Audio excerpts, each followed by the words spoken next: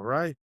We are here for season 1, episode 6 of the Lab Martians Podcast. We got a special guest. We have Jeff Sushi Doss. Welcome, Master Doss.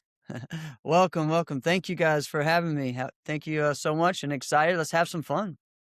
Let's have some fun. Now, the question sushi. Yes, sir. Where did the title sushi come from? So I'm guessing when I was about 14 or 15, if I remember right, um, it would just be where every time that I went to a martial arts tournament, that would be my tournament meal.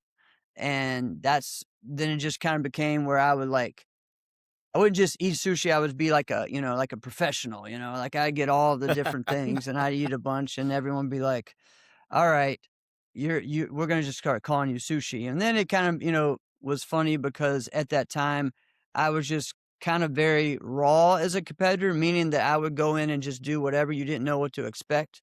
For me, as when I would go and do my forms, I would make my forms up on the spot. And, the same thing, you didn't really know what to expect when I was doing my sparring, just do random things sometimes. And so it kind of fit. Which is like, yeah, he's just raw. It makes sense. We're calling him Sushi. It makes perfect sense. Yeah. See, you were born to be a pro wrestler, so back in the day, you used to do.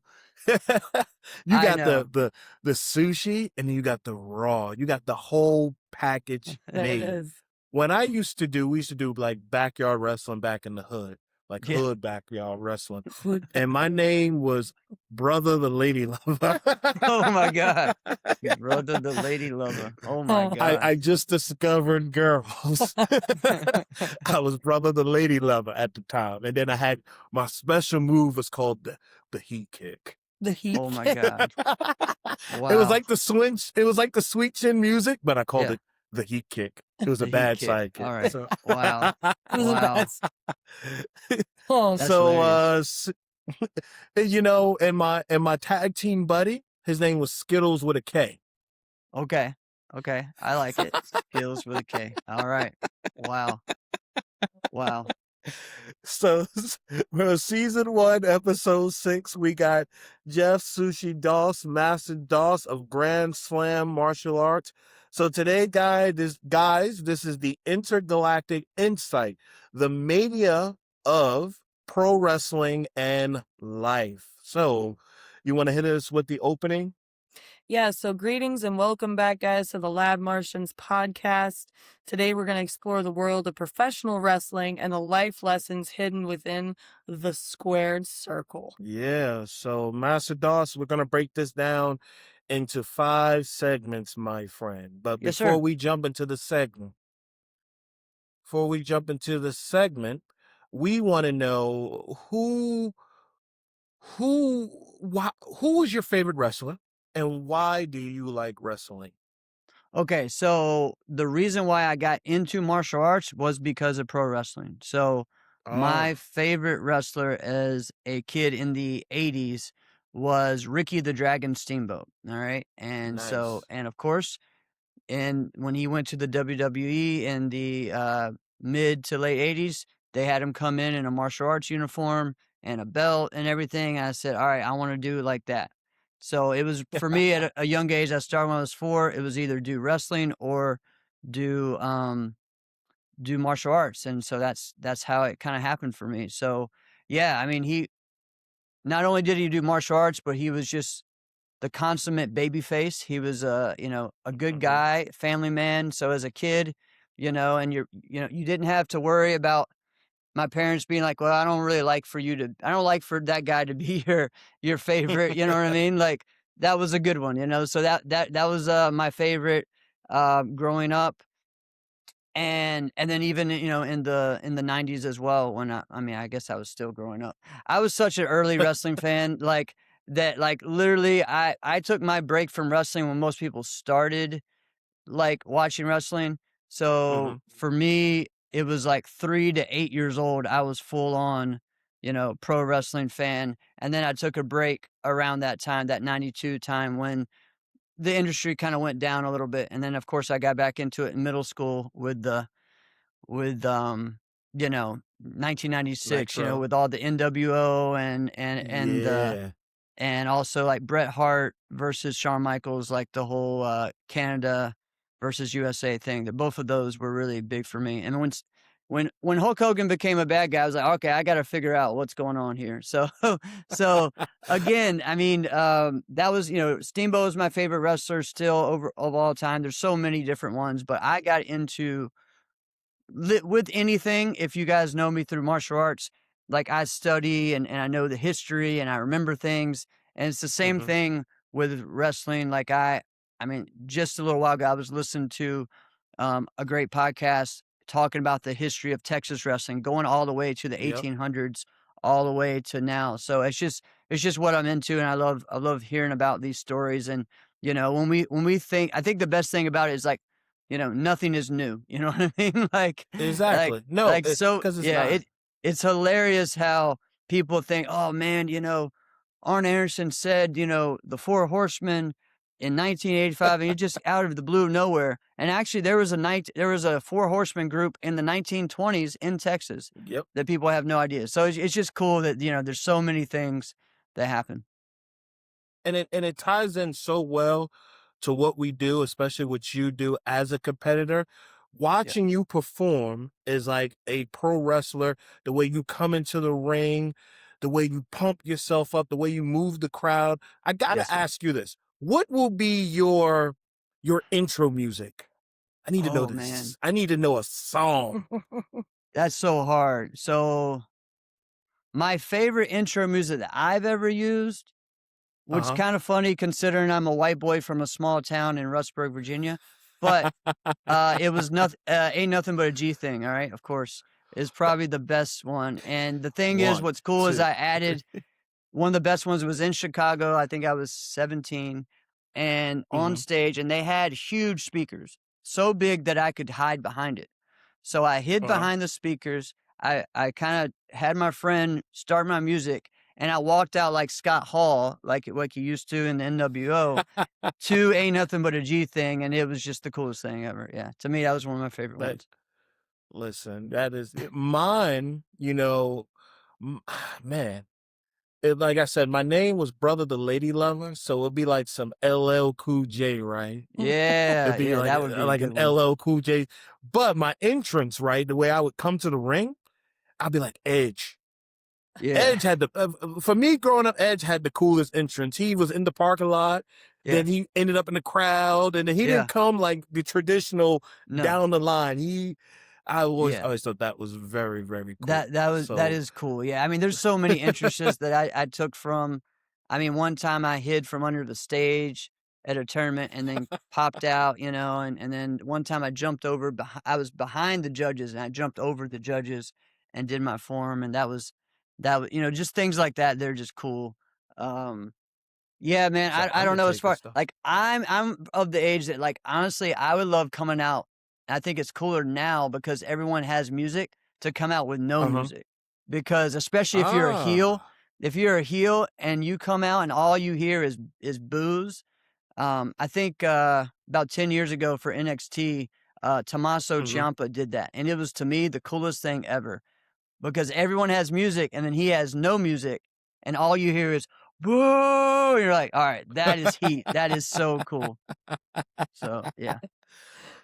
So again, before we jump into the segments, we want to pick when you're on the Lab Martians podcast, we always investigate. We always start with some type of investigation, and we want to pick your brain and just get to know the Martian. So my next question to you is, what was your f- first wrestling experience as far as going to a show and Mm. interacting with a wrestler? What is, I'm going to say just experience, but oh no, I'm going to say experience, something valuable.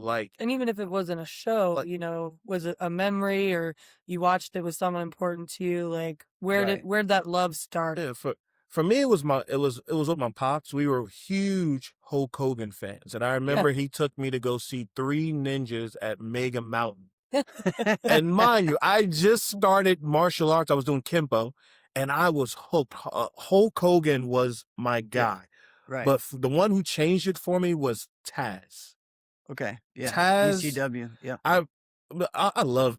my real, like, I love ECW because my first, like, experience was I went to the Freeport Recreational Center, and when Taz had his House of Hardcore, like ECW dojo on Long Mhm. Island, Yeah. he used to do shows at the rec center all the time. All the And time, yeah. ECW, like, I it was blessed to be part of the up and coming of ECW. I was there, and then I met Rob Van Dam. I met Taz on a couple of occasions.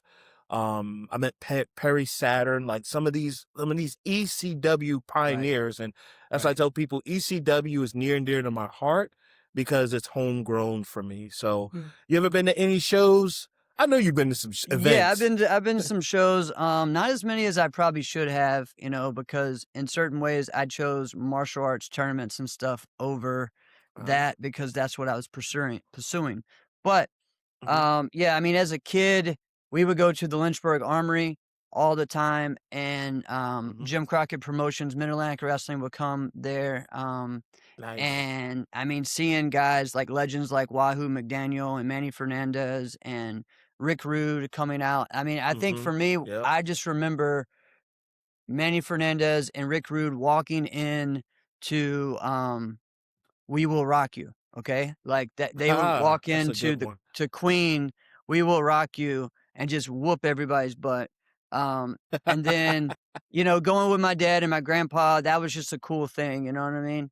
And then Mhm. later on, the at Amherst High School, they would have shows on the football field, and so I got to Yeah. see, you know, Ronnie Garvin and Jim Garvin versus the Midnight Express. I got to see the Rock and Roll Express. So those guys were big in our area. And then later on, I got so into it that we flew to Seattle, Washington, to watch Jake the Snake versus Andre the Giant, and then I got to Oh, see man. Hulk Hogan versus Andre the Giant in Miami. So, like, things like that. My dad traveled a lot Yeah. for work, so we would kinda be Uh-huh. like, "Hey, there's a show out there. We'll go visit you, and then we'll go Uh-huh. watch the wrestling show." So, No, yeah. I had the same experience. My mother, she worked out, she had a job out in Long Beach, and we would go to the Nassau Coliseum, Right. and a lot of times they had SmackDown and Raw, Mhm. and my stepfather, he'd be like, we're just gonna go, watch a show. And it was Yeah. probably one of the most, and we meet my mother out there because she worked, I mean, Long Beach is a little far off, but she would go out there and meet us out there. So, Yeah. these are the type of things that, because we're trying to link it with the segments in which we're talking about the memories and the value and how it ties into our lives now as professional martial artists. So, Yes, sir. you want to hit us with segment number one? Yeah, so digging into what exactly is the idea of WrestleMania? Like what what was the purpose of it? What was it trying to build or, you know, put out for the people? And what does that continue to mean for them? So for example, the storytelling, the discipline, the perseverance, you know, the characters that people relate to from the time that they're younger or, you know, all the way to now and watching their, you know, their evolution. Master Dos, I know you can relate this to yourself as a martial arts instructor. I know students of yours when I do events, and they tell the stories of when they were there and watched you perform at a major tournament and the Right. feel that inspired them. So let's touch on that. Tell us about it, Master Dos. Yes, sir. So, like, so with pro wrestling, it is telling a story, you know, and it starts when they enter, you know, especially though, like when I was growing up, it started on the microphone, you know, like Yeah. they would, you know, the TV shows then were different than they are now. It was pretty much, what do you call it? Like a I forgot the name of it, but it's like, you know, a show telling you, "Hey, come this weekend to watch us wrestle." At this point, it was just an advertisement. Really, was the TV show was to Yeah. get you to go buy tickets to one of the live shows that they would have. You know, like there wasn't, Mm-hmm. you know, the matches on TV when I was growing up were like 3 minutes long, or sometimes 2 minutes long, 3 minutes. You know, and then the longer ones were at the shows. You know, Yeah. So it was all about connecting with you, and you have someone like Dusty Rhodes telling you to reach out and touch him and help him because he was going to go Yep. whoop Ric Flair's butt, like it loved it. So, I mean, there was just nothing like that. You got pumped up from their words, but then when they got into the ring, you could feel that energy, and then like for me, like growing up as a Rock and Roll Express fan, Ricky Morton, when he would get hurt, you felt every move that he was getting hit with. Yep. And so it's that feel. And I think as a martial artist, it's a great thing to see because all right, it's a little bit the opposite because we're supposed to like ignore the pain and everything. So I know that was a big difficult thing for my friend Ernest the Cat Miller when he moved into pro wrestling was to the art of selling and showing that because we've shown, same thing with Kurt Angle. He says the same thing. I'm supposed to not sell all this stuff when I'm a wrestler, in a real fight. But now I have to kind of show everyone that, which to me actually makes the audience connect with you even more. The Exactly. more you sell, the more you feel what that person's going through, the more you're behind them and you feel like you're a part of it. So to me, that's what that's what it's about. I always tell everyone when I'm competing at tournaments, especially in forms of weapons, you could be in the best in the world, but if no one's watching you, it doesn't matter, right? So what are you going to do first to get their attention? If it's looking out into the crowd, if it's giving someone a high five, if it's doing something crazy, if it's hitting yourself over the head with a water bottle, whatever, like you gotta do something to get their attention. And then like when we're talking about WrestleMania is the biggest event of the year, right? It was created to be like the Super Bowl, and to take pro wrestling national again. Okay. And to be able to do that, it can't just be something that, hey, we just put these awesome matches on and hope everyone comes and watches. No, you have to tell stories. Some of these stories are a year long, 2 years long, Yeah. Some of them are even longer than that. Like, hey, we haven't wrestled each other in 10 years. We're going to finish this at WrestleMania. Like, so it's crazy to me that like truthfully is everyone I think likes pro wrestling. Even though if they say they don't or not, at some point, if it's on, they'll stop for a second and be like, all right, let me see what's going on here. You know what I mean? So Because it's no, I'm natural. with you. It's real life. You know what I mean? Yeah. No, and the feel of it all and putting together that story and watching the story unfold and build when you get to WrestleMania. And then what happens from there is you're as a fan watching, you're wondering, okay, where will this epic story go next? Right. Who will now be involved with this story? And the same thing ties into us as martial artists, going from like starting off as a white belt, ending up as a black belt, working towards graduations and testings. It's the same like WrestleMania feel, especially if you've been doing this journey with somebody. So yeah, Right. most Right. definitely.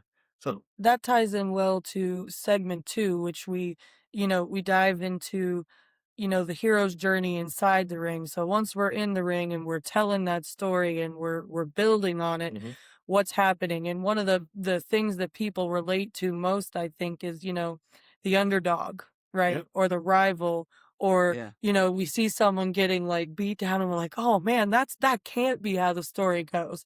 Yeah. And then, they come back, boom, and you're so inspired and you can't wait to see where it goes. So, kind of diving into that idea, but why do we think, people relate to that so much? Master Doss, what do you think? Why people relate to the comeback guy so much? Yeah. I mean, I think truthfully, everyone sees themselves as the underdog, even if they are the Ooh, best. You know what I mean? that's Because cool. a lot of times that's when you actually work harder. A lot of times, you know what I mean? Yeah. You need that chip on your shoulder. So I think everyone relates to that in life, in work, in anything, especially, if you are in a, let's say a normal job or a regular day-to-day job, the man is keeping you down, you know what I mean? Or, or you're having to listen to The your man. boss or whatnot. I mean, and that's why, the Stone Cold Steve Austin versus Vince McMahon storyline blew up the whole, wrestling world, because it was so relatable, because everyone kind of had that boss that they didn't like, that they felt like was just being a jerk to them. And hey, this guy gets to gets to beat him up and put a Stone Cold Stunner on him and make fun of him, and still keeps his And job because he's also and the arrest person him. bringing in all the money. I mean, that's crazy, right? So I think that's they know how to take real stories and put them into life. Even you look into the old days of who were the heels back in the day. It was during right after World War II. It was the Japanese and the Germans. During the Cold War, it was the Russians. Like Yep. during in the 80s with all the Iran situation, it was the Iranians. So pro wrestling's smart at relating real life situations to this, so you could be like, hey, I like this because this is what I'm dealing with right now. Yeah, no, you're exactly right. And I've been having a running thing with all my episodes is smacking a mofo. So, and but hear me out though. Hear me out. Hear me out. Hear me out. The here is the saying: the comeback is often more important than the victory, because that shows the perseverance you went through and how it links to the first segment of the story of like your redemption arc in a sense. So, Correct. no, that's good stuff. So segment number 3. Yeah. Again, that segue of what you just said about what the deeper concepts of what's happening, right? Yeah. We love the performance. We love the entertainment. We want to see where it's going to go. But what people ultimately, I think, find themselves connecting with, even if they have to take a moment and reflect on it, is what those things inspire in themselves or help them believe, in themselves, the ability to keep showing up even when it's hard, adapting when things don't go, the way that you think they should, So or connecting with people, yeah. not even just an audience, but with their own relationships, or that they can connect with people. They have to find their own unique way to do So that. here's the $1 million question, Sushi. What pro wrestling teaches about life? Yeah, I mean, I That's really that. think, not to give up. I really think that, Yeah. like that. The truth is that, especially nowadays, you can really look at anybody can be a pro wrestler. And I think, in Yeah. the 80s, we went through the whole thing of everyone was roided up and, big and huge. But at the same time, there was still the underdog guy that, that could come out and, and win, Yeah. and I mean, it's just funny, just some of the stories, you know what I mean, that it has. And it is true in life. Even if I look at, even you look at a career as a fighter or as a martial artist, like there was one in the late 70s of into the 80s where Tommy Rich came out of nowhere, came into Georgia, and the first match he got beat maybe in under a minute. The next match he got beat in a minute and a half. The next match he got beat in 3 minutes. Then he's lasting 8 minutes. And you know what? And the thing is, they're starting to go like, you know what? He's getting better. He's getting better. He's not winning yet, but he's getting better. And then the next thing you know, he becomes the biggest star of all of wrestling, and then wins the world title from Harley Race. And like this guy is just selling, he becomes like this teen idol, and the truth is, that's what we deal with in martial arts as well, like, Exactly. man, I went in class, my first sparring class, I got my butt whooped, but you know what, this time I think I may have gotten close to hitting them this time, and then the next time, then, and you just tell that journey, and it connects because everyone can relate that with their life, I mean, there's so many stories of me that I look back and I kind of look at my career as a martial artist. It's still this, at 42 competing in the 18 plus division, having my biggest competitor be someone who just moved up to adults. That's a rare thing, right? So I have to stay in that mindset of always continuing to go and push myself. And I think a lot of that does come from being influenced by pro wrestling, you know? Yeah, no, you're exactly right. And our students, alongside their support, like their parents and their guardians, they're like, they're they're I won't call them bystanders, but they're like people watching TV, and we're putting on a performance, and we're involving their children to Yes. help them shape out their own story and gain the skills to perform this thing we call life to the best of their ability. Right. So, Yes, sir. Through so an activity or something they relate to that's like, hey, he did it, I can do it. That inspires me to be able to be that person that I exactly, might not have the confidence to be otherwise. exactly. Correct. So, segment number 4, the finishing move. Oh yeah. Everyone has a finishing move in life. The habit or strength they rely on when challenges appear. Everyone Right. has a finishing move in life. You know, I would always say mine is humility, being humble. Mm. Yeah. That is Yeah. my finishing move is always win, lose, or excuse me, win or learn. You Right. always stay humble. Sushi, what's your finishing move? Mine would, yeah, I mean, it's very similar to that humility um, thing, but I think just always like positive mindset, I think is mine. You know what I mean? Because no matter what, if things have happened to me or whatever, when I look back at moments in my career, there's a lot Mhm. of big wins, but I actually think the most important ones were losses, you know, and all that comes from positive attitude, Yeah. being able to look at the bright side and be like, dang, can you believe I did that? You know what I mean? Okay, Yep. yes, I lost, but the whole crowd stood up and gave me a standing ovation. Like, that's a win right there. That, it's like It is. Yep. finding the real wins instead of the superficial wins, really. So you know what you hit him with, right? When you did that, you did the people's elbow. You went That's right. side, you That's brought it right. off, you threw it, and then you went side, jumped here, and you hit it with the people. Mine, when I started this podcast, would be like the Hogan leg drop. No, it would be like the Macho Man elbow. Elbow from the yeah, that's right. That's right. Yeah, I mean, man, I mean, we could get into our favorite ones, but yeah. What's yours? Come on. Come on. Um, man, that's tough. I was always a submission guy, so I really liked Oh, I really liked Dean Malenko's Texas Cloverleaf. So because it was just so yeah. different and no one else did anything like that. So I like that. Mm-hmm. And then I also love, I mean, there's just nothing like a diamond cutter or an RKO. You know what I mean? Like, Oh, yeah, you there's just beat nothing me like, to it. yeah, I'm torn between that and the stunner. I yeah, always like the stunner. I like the rock bottom, which yeah. see, go back when I was younger, I was very acrobatic. Hmm. I like to fly Oh, everywhere. yeah. That's why the Hardy Boys, when I watched them, like my first real experience with the Hardy Boys, we went to a show, we went to WWF, we went to Heat. Remember Okay. the Sunday Yeah. night Heat before we went to a show that they had with Heat at the Coliseum.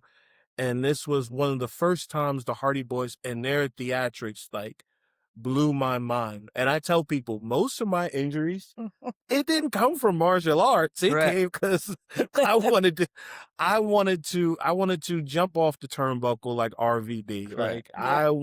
I wanted to do that. So Yeah. Yeah. I like a lot of, yes. I mean, nowadays, like in the past 20 years, a lot of the moves have become more like martial. So like Yeah. um Kenny Omega does the V trigger, which is pretty much like a Yep. knee to the face, right? And it's amazing. Mm-hmm. And it's like I still don't know how he does it without really hurting people because it looks so vicious, right? And then CM Punk and Kenta did the go to sleep where they have him on the shoulders drop and a knee right to the face, like.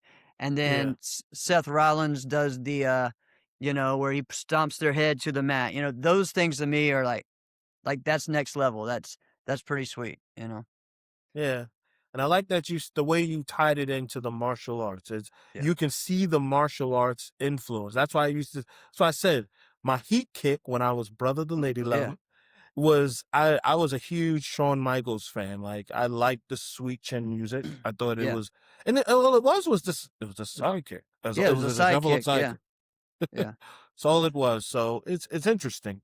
Oh, there's one Segment, more because I don't know if please. I like this move, but I think I like the name better. And it was Gail Kim did a move called Eat Defeat. Okay, and she would put you in a wrist lock and then put her foot on your face and then drop to the ground. So literally, you're just getting like sandwiched with her foot, and it was the coolest thing I've ever seen. And she didn't do it when she was in WWE. She did it when she was in TNA. And to me, like that was one of the coolest ones I've ever seen. I wish more people did something like that because that was just vicious. Listen, if you would have said the Rikishi stink face, we Oh had God, no, no. the Rikishi stink face. Oh. No, but so let's see. Segment number 5, the mania of life. Life has its own version of WrestleMania. Big moments, setbacks, opportunities, and victories. How you respond defines your journey. What do you think about that, Sushi? What do you think? Yeah, I mean, I think, man, life. I hate saying life is hard. No, life is life. Okay, it's just, Yeah. it is what it is. We go through things, we learn things, and we grow. And I think that's the most important part is growth. And if we, and I think some of the best stories in wrestling or WrestleMania were growth stories. The boyhood dream Yeah. realized, when Shawn Michaels finally won the world title at WrestleMania 12, in the 60-minute Iron Man match, like that call was just amazing, right? Because that's what it was. It's the growth to that point. Someone who went in as a tag team wrestler, and then actually 2 months into it got kicked out of WWE, and then they brought him back. Then he went through the whole thing of figuring out, everyone's saying he was too small to be a champion, and then you figure out, okay, maybe I can do this on my own. I'm going to be a bad guy, to try to get over and do this. And then you figure out, hey, I get jumped by a bunch of Marines or Navy men, you know what I mean? And have to, like there's so many things that happen. And then he goes through this cycle of getting all the fans on his side again. And then you go against beating the best technical wrestler in the world at the time in Bret Hart. Like that's life, you know what I mean? Going through those roller coasters, and it was a great story that people could connect with because it's about growth, You're exactly right, Yeah. brother. Exactly right. So last but never least, the rapid fire Martian probe. We kind of been touching on this since the beginning of the Yeah. episode, but This we're is just fun. gonna it's gonna just recap real fast. So I Sushi, you ready? Yep. Favorite wrestler? Ricky Steamboat. All right. Favorite entrance? Oh, favorite entrance. It's just something about the glass breaking, so I'm gonna go Stone Cold. I did not say that. I You said the did. same one. You It's did. not that the glass is satisfying. I don't know if it's a boy thing. That is just breaking stuff. Let's see. Most underrated wrestler. Mm. All right. I can go and I can do this in like 80s, 90s, 2000. Like there's so many underrated ones to me. For me as a fan growing up, it was Tully Blanchard. Or looking back, he was always kind of like the tag team guy or the guy right under Ric Flair. But I feel like, say if Ric Flair wasn't there, he would have been the top heel. So I say him. And then a funny one that people say, how is he most underrated? Well, I'm talking about his WCW run. Stunning Steve Austin was the most underrated wrestler. To me, his character as Stunning Steve should have been the next Ric Flair. And then no one really saw that he was going to be the biggest star in the world as a bald head guy, So, yeah. Yeah, you're exactly right. Last one. What life lesson has wrestling taught you? And you've touched on that. Yeah. But Yeah. let's recap. Yeah. I mean, I think there's so many things of, never giving up, realizing and looking back at your journey, and growing.